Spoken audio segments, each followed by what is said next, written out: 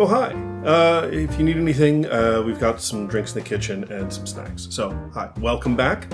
We're doing another What Are We Reading Today, where I have the time and the moment to tell you what I'm reading today. So right now, what I'm reading is this book, The Creative Act, A Way of Being by Rick Rubin. I picked it up in Dead Tree Edition, no less, and we'll talk about that. Because it was a book that I'd seen sort of passed around online about books that are really good about creativity and being creative and kind of getting that creative spark back. So I thought, what the heck, I'll pick it up. It has a lovely cover. It reminds me of Dr. Manhattan for some reason. Anyway, so yeah, the book is basically meant to be, as far as I can tell, sort of a little support book for the creative person. And I'm not quite sure what to make of it just yet. I'm not very far in. I'm only about 70 pages in at the moment. But I'm beginning to suspect that doesn't matter. See, I'm reading it and I'm kind of looking for, what I'm looking for in the book right now is for the book to be sort of not a how-to guide necessarily, but at the very least to have some sense of advice, right? These are things creative people do. These are ways that you can help yourself be more creative. These are ways that you can get out of your own way when you want to be creative, right? All the stuff that people kind of need when they're thinking about creativity. And it's really not that. There are, the chapters are real short. They're maybe 2 or 3 pages long. And some of them are just, when I go outside, I listen to everything and I hear birds and passing cars and children singing. And then somebody talks to me and it all goes away and you got to listen to yourself. There you go. Next chapter. There's occasionally a little snippet of what looks like just a short phrase or expression or a poem, like on page 57 here. All it says is, the person who makes something today isn't the same person who returns to the work tomorrow. Mm-hmm. And this is just the page after he, sort of rips off Herodotus, you can't step into the same stream twice because it's always flowing, everything is. And what I'm beginning to suspect is that this book really is not meant to be read cover to cover. It is not meant to be read front to back.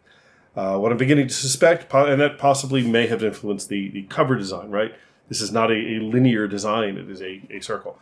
But yeah, I'm thinking that it is one of those books where when you're kind of in a little creative bump or a little rut, you pick it up, you open it, and you see what the page has to say. Greatness. Imagine going to live on a mountaintop by yourself forever. You build a home that no one will ever visit.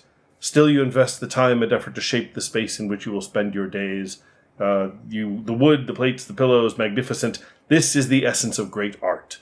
So, okay, all right. So I get that you're making art for yourself. You're not really making art for other people. Okay, all right. So yeah, I think that's the kind of book that this is that when you need just a little creative boost or a little creative inspiration, you find a chapter and you go for it. But as I'm reading it, I'm thinking, well, that's not really what I feel like I need in a lot of ways. And I started comparing it to this book, which a friend of mine sent me a while ago, called How to Write One Song by Jeff Tweedy.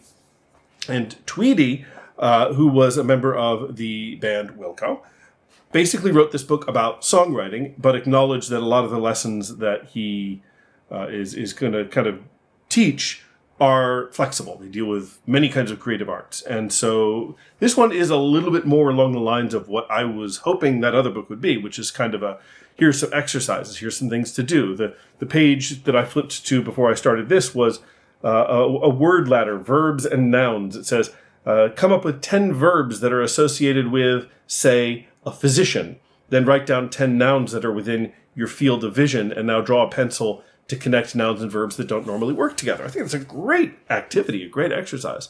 So I think the Tweedy book is a little more in the lines of what I'm looking for than the Rubin book in terms of inspiration and helping with creativity.